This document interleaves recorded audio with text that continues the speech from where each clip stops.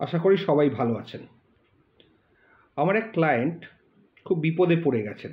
তিনি ল্যান্ডলর্ড, তিনি একটি মামলা করেছেন টেনেন্টের এগেনস্টে, এই বলে যে টেনেন্ট ৩ বছর ধরে ঘর বন্ধ রেখেছে, আসছে না, প্লাস রিজনেবল রিকোয়ারমেন্ট ও অন্যান্য গ্রাউন্ড। তা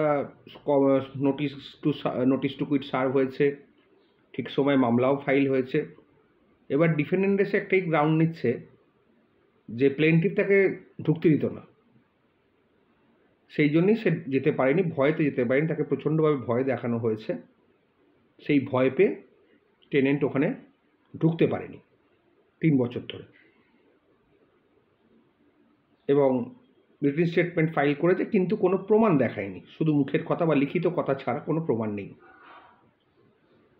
যখন আমি ক্রস কোর্টে উঠলাম, কোর্টেতে, এটা প্র্যাকটিক্যাল ইভেন্ট, তখন তাকে কোশ্চেন করলাম যে আপনি যে বলছেন যে আপনার ল্যান্ডলর্ড আপনাকে ঢুকতে দেয়নি ৩ বছর, কোনো কমপ্লেন করেছেন, থানায় কমপ্লেন করেছেন, বা ল্যান্ডলর্ডকে চিঠি লিখেছেন যে আপনাকে ঢুকতে দিচ্ছে না, অথচ ভাড়া ক্লেম করছে, আপনি রেন্টেড রুমটা ব্যবহার করছেন না, অথচ আপনি আটকে রেখে দিয়েছেন, বা ল্যান্ডলর্ডকে ভাড়া দিচ্ছেন, ভাড়া মানি অর্ডার করছেন, কিন্তু আপনাকে ল্যান্ডলর্ড ঢুকতে দিচ্ছে না, এই মর্মে কোনো কমপ্লেন কোথাও জমা করেছেন? তা ওনারা বলছেন না না, কোনো কমপ্লেন করে ঢুকতেই দেয়নি, আর কিসের কমপ্লেন করব, থানা কমপ্লেন নিচ্ছে না, এই সব উদ্ভট যুক্তি। তখন আমি বললাম যে আপনি নিজে থানায় গেছিলেন? বলে না, আমার লোক গেছিল থানাতে, থানা কমপ্লেন নেয়নি। যাই হোক, আলটিমেটলি আমরা দেখাতে পারলাম যে ৩ বছর ঘর বন্ধ ছিল, ইলেকট্রিসিটি বিল ৫ টাকা ১০ টাকা, কখনো 0, কারণ উনি ওই ড্রিম লাইটটা জ্বালিয়ে গেছিলেন, নাইট ল্যাম্পটা, তার ফলে বিল এসছে। আমার প্রুফ করে দিতে পারলাম, এবং ওরাও স্বীকার করলে যে ওরা নেই, কারণ ওনাদের ভুলের জন্যেই, যে ওনারা বললেন না ৩ বছর আমাকে ঢুকতে দেয়নি, সেখানেও অ্যাডমিশান হয়ে গেল, কারণ ওনার উকিল ওনাকে ঠিকমতো শিখিয়ে পড়িয়ে আনতে পারেননি। কারণ এইটা চালাকি মারতে গিয়ে আলটিমেটলি ডিফেন্ডেন্টই বিপদে পড়ে গেল, অ্যাডমিশান হয়ে গেল যে ৩ বছর ধরে তার ঘর বন্ধ।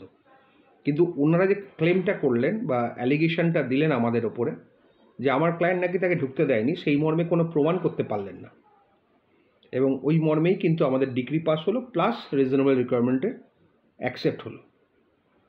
আমি একটা কথাই প্রত্যেককে বলবো, মিথ্যে কথা ভালো বলা, কিন্তু দেখবেন সেই মিথ্যেটা যাতে আপনারই ক্ষতির কারণ না হয়। কোর্ট যুক্তি দিয়ে চলে, ভাবাবেগ দিয়ে নয়। কোর্ট প্রমাণ দেখে, তার ডকুমেন্টস দেখে। যদি কিছু না থাকে, শুধু মুখের কথায় বলে কোর্টের ভাবাবেগ পুরনো কোনো বুদ্ধিমান ব্যক্তির কাজ হতে পারে না, এবং আলটিমেটলি আমার ক্লায়েন্ট মামলাটি জিতলেন। সুতরাং কোনো কিছু লেখার বা বলার আগে 10 বার ভাববেন, সেটা যাতে আপনাদের ক্ষতি না করে, কারণ আপনার আদার সাইড আপনার ভুল আপনার এগেনস্টেই কিন্তু ব্যবহার করবে। আজ এই পর্যন্ত, ভালো থাকবেন, নমস্কার।